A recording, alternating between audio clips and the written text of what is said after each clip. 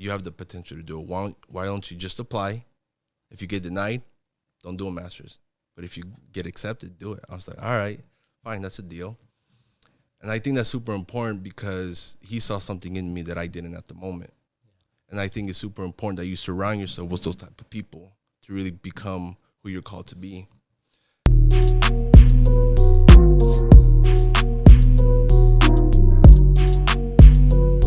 What's up, everybody?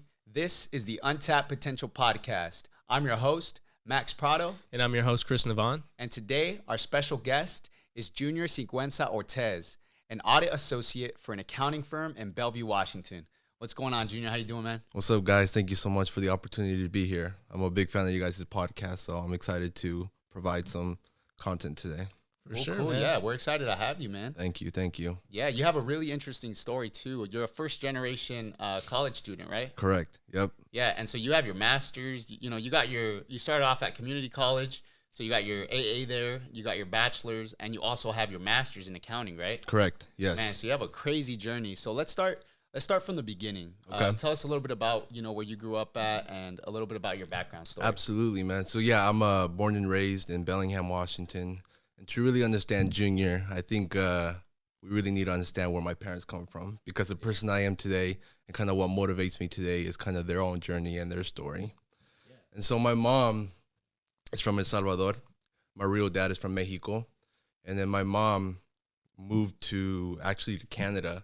She was told that she can go to school when she came to Canada, but when she came here, school wasn't waiting for her. The people that she ended up moving with made her work at their restaurant. And so for the whole year, she was working at this restaurant, not getting paid, because you live with us, we're giving you shelter and food. We don't need to pay you. So they took advantage of your mom when she was under the impression that she would be able to get an opportunity to get an education. Correct. That's crazy, man. Yeah. And then she did about a year of that. And then eventually she was trying to look into school. And then that's when she ran into my real dad. And then within the year, they ended up getting married, and then they had me. Wow. Yeah. So did they meet in Canada? No, it was in Washington. I don't know all the details exactly, Gotcha. But they ended up meeting. And then, yeah, my mom ended up getting in this relationship, but she didn't know what she was getting into. Ended up that my dad had some problem with alcohol. Ended up being very abusive. So around 2004, we eventually left my dad just to get away from the situation. How old were you? I was around 9, 8-ish, around there. You're pretty young. That's like the pretty much the stage in your life where it's the most impressionable moments, right? It's like where you start building absolutely your character. I knew when we left it was going to be hard, but I also knew it was going to be what's best for us, because at that time I was just, being so young, and then seeing my mom, going through those abusive things, I was like helpless. I couldn't do anything. Right. And so I was just kind of ready for my mom to just be happy again. But I remember the night that we left, probably one of the biggest turning points in my life. I remember she dropped us off at a babysitter's house. The next morning we packed up, she went to work. And then when she came back, I remember it was a 1995 Astro van that we were driving at the time. Typical Hispanic van, right? Right. And I get into the passenger side, and my brother gets in the back, and she looks me right in the eye. She's like, "Mijo, we have nowhere to go." And dude, my heart sank in that moment. You were 9 years old at that time? Yeah, something like that. That's heavy, man. It was. And it wasn't so much that we didn't have a place to go, but it was more of like my mom feeling like I can't provide for my kids at this time. I could see it in her, and I was just like, dang. And from that moment on, I was like, I need to work hard to be the man for this family now. And so we ended up living with family friends for about a month. And then we ended up going to Cali, because that's where all my tios, her brothers, were at the time.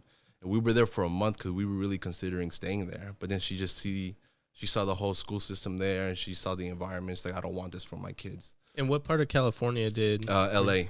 Oh, okay. Yeah. Gotcha. So she saw I'm assuming there was a lot of gang violence in that area. Exactly. And then my uncle was able to afford a private school for his kids, my cousins.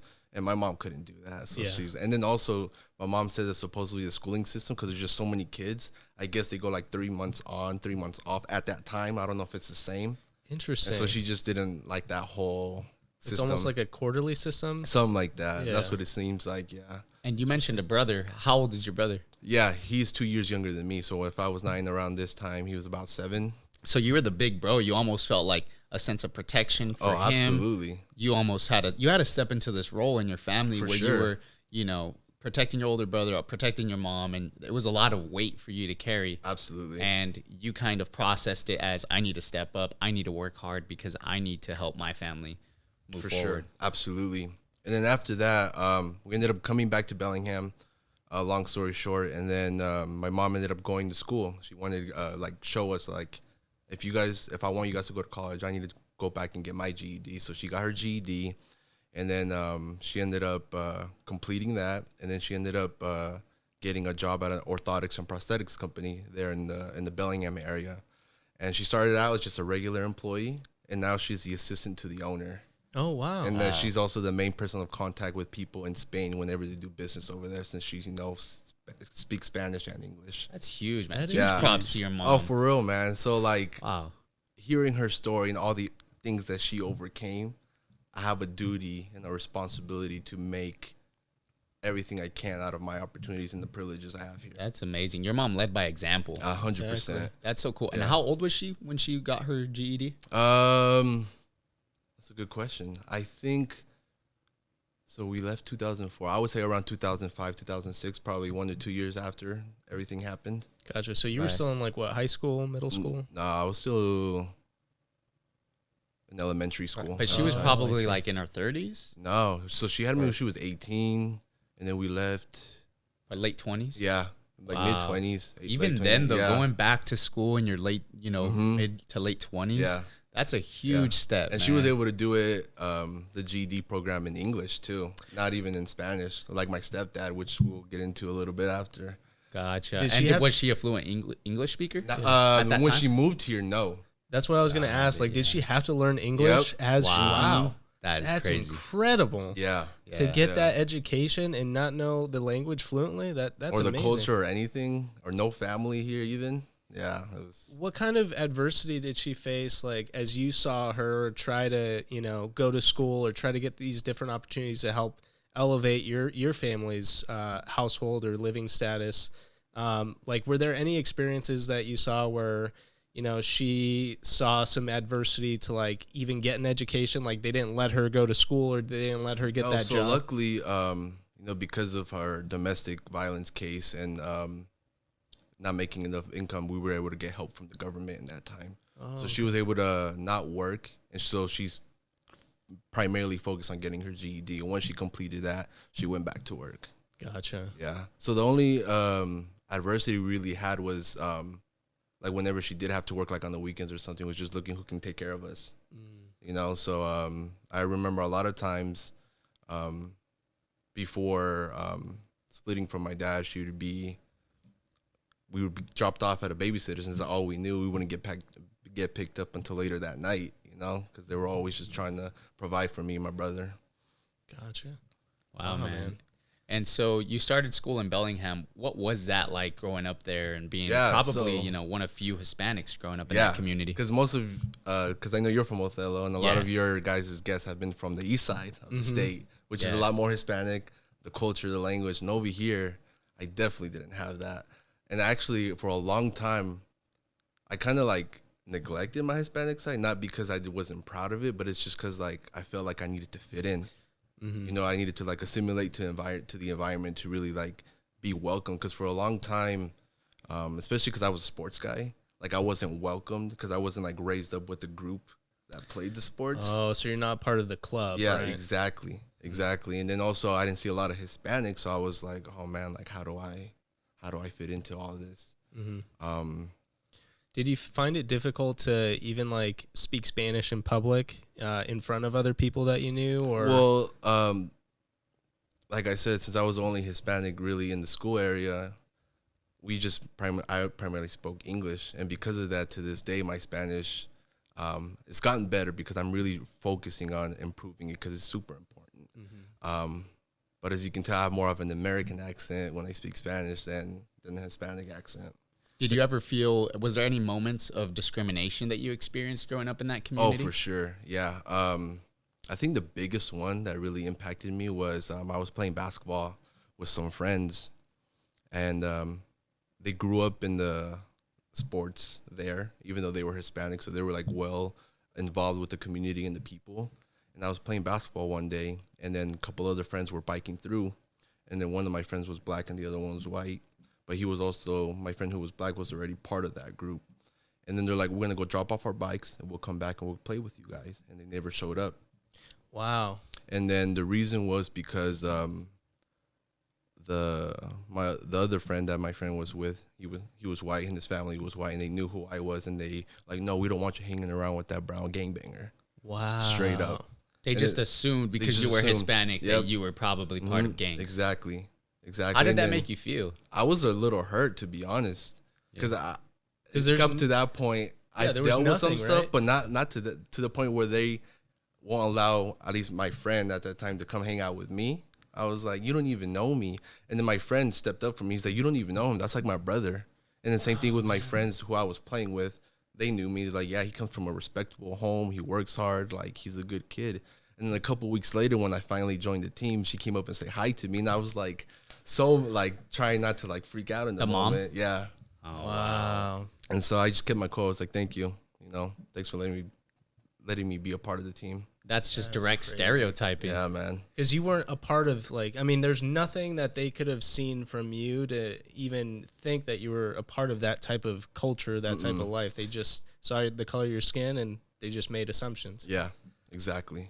Oh, man, that's crazy. Yeah, but, it's just one of the things that helped me mold me into the person I am, that, like, you can't just discriminate based on, the color of your skin. Right. And it really helped me value my friendship that I had with my friend who was black. Yeah. And then from there, my stepdad, when I talk about my dad, I'm talking about my stepdad. He came in around 1994 too. He came on the 4th of July. And then at that time, he saw the fireworks. So he thought like, oh, man, I made it to the promised land kind of thing. Where did he come from? El Salvador. El Salvador, okay. Yeah. Not speaking English either. And did he go straight to Bellingham then? Or? Yeah. Oh, wow. Exactly, yeah. And then he came he told me there was just like a little trailer in the middle of a field. Next morning, got up at 5 a.m, go milk cows. Wow. Yeah, and then from there, went straight to work. Straight to work. And then he was working 3 jobs. So he was milking cows, and then he would go, he was a dishwasher at a restaurant, and then he was also working at Jack in the Box. Hard-working man. Yeah. And then he told me he was speaking English at the time. So, like, on his breaks, he'd be like, oh, can I get a number 1? And then ask him all these extra questions, like, do you want cheese? And he'd be like, he'd be freezed up. Yes. He used to say yes to everything. So, a $2 meal ended up being like $10. Oof. Yeah. So, at what age did you meet him then? We met him. So, we all went to the same church. And so, I knew him before, him and my mom started dating. And then, I ended up getting married at 2008. So I was pretty familiar with him, and I was very accepting when my mom decided to start a relationship with him. Yeah, but I think the biggest thing that really humbled me about his stories was he told me that when he was working at Jack in the Box, because he couldn't speak that much Spanish, a lot of the time they would just send him to the parking lot, and he would just scrape gum off the parking lot. Damn. And I was just like, I can't imagine doing something like that today, Scraping gum off a parking lot? I never even knew that was a thing. Neither did I. I was like... It's almost offensive, I think. Yeah. Just to give him something to do. But over time, my dad is a visionary. He was able to... he speaks great English now. He was able to perfect that. Worked his way up to becoming a truck driver. He was doing that for a while. And then eventually, him and his brother ran into this elderly man who was getting ready to retire. And he was selling his knife sharpening business. Like, you guys want to buy it? If you ask me today, you want to buy a knife sharpening business, I'd be like, what am I going to do with that? What is that? Yeah, exactly. Yeah. But my dad has been able to transform this little mom pop shop thing to this mobile knife sharpening business, from doing routes from Linden, Washington, next to the border, all the way down to Olympia. Wow. Yeah. So it's like cross state. Yep. So I've never heard of knife sharpening. Oh yeah, the cross state. Yeah. What is that? So what he specializes in is primarily restaurants, but he also does a lot of nursing homes and other types. He's even done some razor blades for barbers, gardening tools. So he just has a van, does all these different routes, and he just sharpens whatever he needs to sharpen. Wow. I didn't even know that was a thing either. Neither did I. But my dad, I was like, how could you see this? And he's like, I just believed in myself. I believed in what this could be, and I was like, I'm here to make something for myself. And hearing him, coming with no English, no connections. I think he only had his dad here at the time. And being able to do all that and now being an entrepreneur, a business owner, I'm like, wow, why not me too?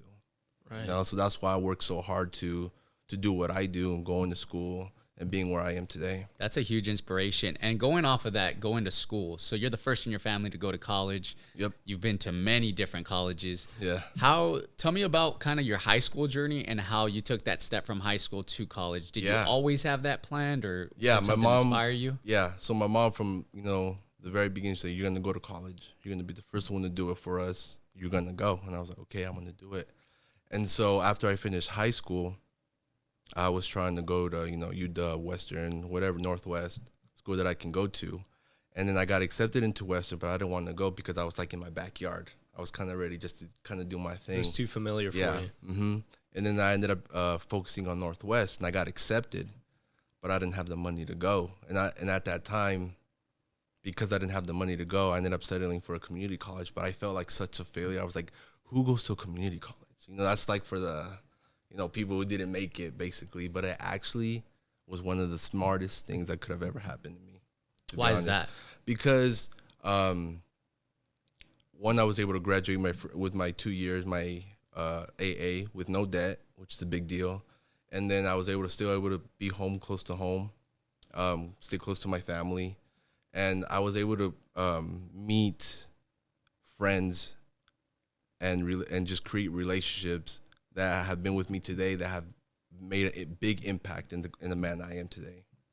Did you already know, like, going into community college, what your career would be? No, definitely not. That gave you the opportunity to kind of figure stuff out. So the way I got introduced to accounting was in high school, and I was doing it, and I liked it. And I asked my teacher, I was like, hey, because I really respected him. He's like, what do you think about me doing accounting? He's like, nah. You're too much of an extrovert, too much of a leader to just be in a desk all day. I was like, all right. And so I didn't really start doing accounting until I got to college at Northwest University. My professor really said, like, hey, you're doing really great work. I think you should consider doing accounting. I was like, okay. And so I ended up doing that. And then he's like, you should go get your master's now. I was like, no, I'm done with school. I've been doing this for my whole life. I'm ready just to start working and making money, pay back these loans and help my family. He's like, Junior, you have the potential to do it. Why don't you just apply? If you get denied, don't do a master's. But if you get accepted, do it. I was like, all right, fine, that's a deal. And I think that's super important because he saw something in me that I didn't at the moment. And I think it's super important that you surround yourself with those type of people to really become who you're called to be. And so I was like super unfamiliar with the whole accounting thing. I didn't even know, like, supposedly to do internships for like accounting firms, you have to apply a year in advance. So I was already late to even do that. Wow. It's that long of a lead time. Mm-hmm. Yep. And then, so this is around January, February of my senior year. So I was already halfway through. And then I applied to UW's program. And then the application to apply was due in like 3 weeks. I was like, oh, crap. So, I go in, do the essays. I put in my profile, and I'm like, okay, I'm good to go. They're like, hey, we need your GMAT scores. I was like, what's a GMAT? It's basically dreaded GMAT. It's a standardized test. Basically, you see, can you get in? And so I studied for 2 weeks. After work, I was like, oh, dude, I don't remember any of this stuff. But I was like, hey, if I'm supposed to go, I was like, God, you open the doors for me. And so I needed a 550. I got a 410. Wow. I'm like, I'm not getting in. I was like, all right, well, I tried. I can at least tell that to my professor, Yeah. And then I ended up getting email like, Junior, you've been accepted to the master's program at UW. I was like, I was shocked. I legit shed a tear. I'm not going to lie, because I was like, who am I to be given this opportunity? It was a big moment for me and my family. That's a big deal, man. Coming where you come from, where nobody in your family's ever gone to college, getting a master's degree is a huge deal. Definitely. definitely. And I just wanted to be an example as well for my brother, who also now was able to complete college as well. That's awesome. Where did he go to school? He went to UW for all 4 years. What did he get his degree? Industrial engineering. Oh, wow. That's so we awesome. got an accountant and engineering. Yep. Man, your mom must be proud. She is. She definitely is. Yeah. And then from there, I was lucky enough to eventually get a full-time offer even before I got my master's degree. So That's always nice. Even that was honestly another blessing in itself, because I applied for a summer leadership program to kind of get my foot in the door and get my name out there, and I got denied. But they're like, you're more than welcome to come to the networking event after the event or after the leadership camp. I was like, but these kids already have me beat. Like, why? They were accepted. I wasn't. Why would I go and even try? But I really felt God was like, Junior, like, don't sell yourself short. I've called you for such a purpose as this. Go. I was like, all right. So I go, dude, and I just start networking the moment I get there. I meet the head of the audit department, head of the tax department, other shareholders. Dude, I'm just going left and right all night. And then the next morning I get a call like, Junior, everyone loved you. We would like you to get an interview. Long story short, they gave me the job offer even before I started my master's. And I was just like, what if I didn't go? Yeah. What if I would have sold myself short, not even giving myself a chance, but I'm glad I did. I can finally look back and say, like, I don't have a regret by trying. Yeah. And that's with your current accounting firm in Bellevue? Yep. Correct. That's awesome. And that's where I've been now for almost 3 years in October. Did you have any internships before you started that full-time role? Yeah. I worked for a small forensics accounting firm. They hired me because I can speak Spanish. So, right? Yeah. So they were dealing with some chicken farms in Mexico, and the chickens were having this like virus going on. So they got these vaccines from a pharmaceutical company, but the vaccines were defective and they killed all their livestock. No way. Yeah. So now these chicken farms were suing the pharmaceutical company, and I needed to go in and help them translate because of the language barrier, and that's how I got my foot into accounting. Wow. Got it. So explain for the audience that's listening, like what exactly a forensic accountant does, and we'll talk about what you do now. Yeah. So what I did primarily in forensics accounting, we're just trying to investigate, at least in this project I was hired on for, was where would the client be had this event, meaning their chickens being killed, where would they be financially had the event not occurred? Gotcha. So that's where we're just looking at financial statements, documentation from the vaccines, just seeing how much did they lose and how much should they be compensated for. And then that's the amount that they would be suing this other company for. Correct. I see. Mm-hmm. And then what I do now as an auditor, we primarily look over the internal controls of a company, make sure that they're doing books legally, not cooking the books, is like they call it. Especially after, the whole Enron, ExxonMobil scandal that happened in the early 2000s, they come out with that Starbucks law to make everything more stringent, because a lot of these people who are investing in these companies, they need to be able to rely on the financial statements. And that's what we're trying to do, is just make sure that these financial statements are good for the general public who chooses to invest in these companies. And who hires you guys to go do that? A lot of the times it can be the clients. A lot of the times it could also just be the banks, because the client wants to get a loan, and the banks wants to make sure that their books are good, so that the banks also hire us to make sure that their books are in compliance and are good. And because of that, do you ever deal with difficult clients where maybe the bank hired, you guys, and you're coming into this company and saying, hey, let's see your books. I want to, To be honest, that's a little bit over my level of exposure. I don't really deal with that. But then we definitely deal with some clients that definitely don't like us. They're like, yeah, we're not going to prepare that for you. If you want that, you can talk to, the people that hired you, blah, blah, blah, stuff like that. Or they just don't even respond to emails sometimes. And then you got to move it up to the shareholder, be like, hey, can you get involved? Because they don't want to talk to me, or so on and so forth. So it's almost getting like your mom involved. Yeah, like, hey. basically. Yeah. So they just make your job a little bit more difficult. Yep. And I want to talk about, because we were talking about this before the interview, because you would expect that there'd be a lot of fraud that you would find in these books. Mm-hmm. But you're saying the percentage is low. Do you mind saying what the percentage actually is? I don't know about a percentage, but from my time being there, I've only heard of one instance of us actually finding fraud. So what makes something fraud is there has to be intentional like intent to actually want to deceive the company or somebody, right? And most of the times, even if we find something wrong, it's an error, but there's no intention. So we just work with the client like, hey, this is how you can work to make this internal control or this system better for your company. I see. So a lot of times you're just uncovering people's mistakes, and those are easily explainable, and it's not as like, you know, looking at almost like a CSI. Like yeah, exactly. Yeah. That's awesome, man. Hey, so I'm curious, being a first generation college student and also kind of being first in your family to work in like an environment like that for a tax company or, you know, for an accounting firm, it must have been kind of a culture shock, right? You walk into the office, there's all these kind of things, mannerisms you need to learn. What kind of things did you struggle with when you first started into that world? Yeah. I remember I moved down here late 2018, and it was hard. Especially being in a Hispanic home where I had, you know, my brothers, my parents.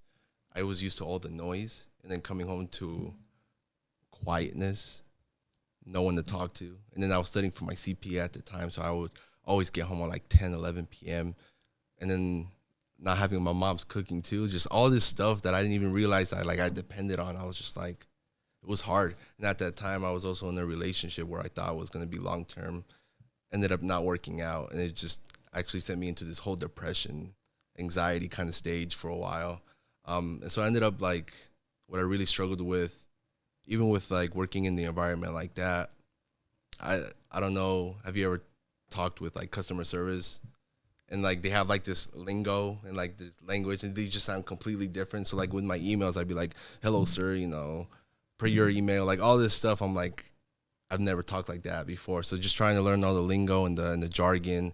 And also, even when I was in the training camp, I was like, I felt like I was a little bit in the, what do you call that? Like personality disorder, or not personality. Like you just like, I'm a fraud. Imposter syndrome. There we go. Yeah. Because I was looking at the training, I was looking at the material, and I was like, everything was going over my head.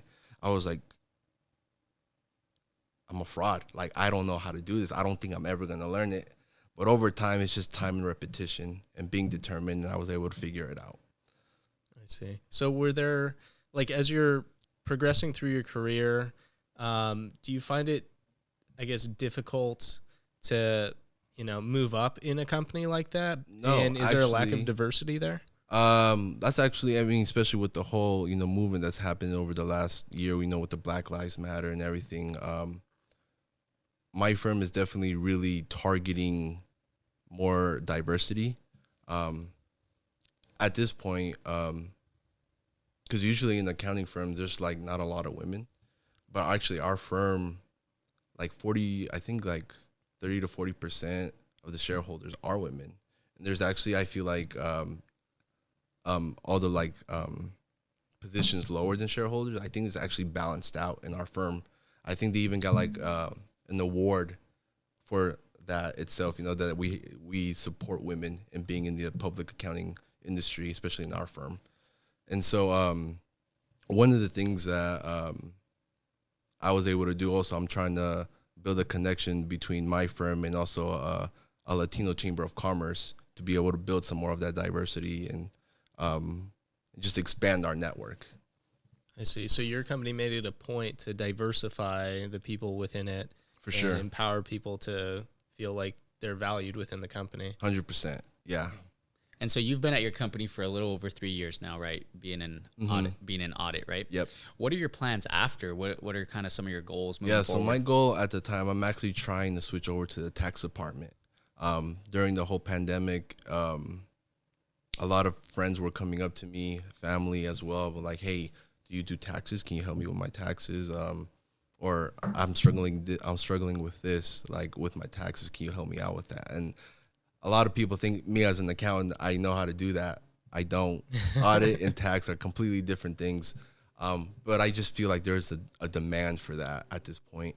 And so I really feel like there's something I really need to look into. So I'm trying to switch over to do that. And then once I get some years of experience working with these big time companies doing taxes, hopefully I can start on my own practice and help out, you know, small businesses such as my dad's, my uncles, and other families and friends. That's awesome, man. Yeah. No, that's really cool. Yeah, thanks for coming on, man. Really appreciate you sharing your story, your future plans. Really inspiring. And stay tuned, you guys. We got new episodes coming out every single Monday. Make sure you subscribe, like this video, and follow us on Instagram. Catch us next time.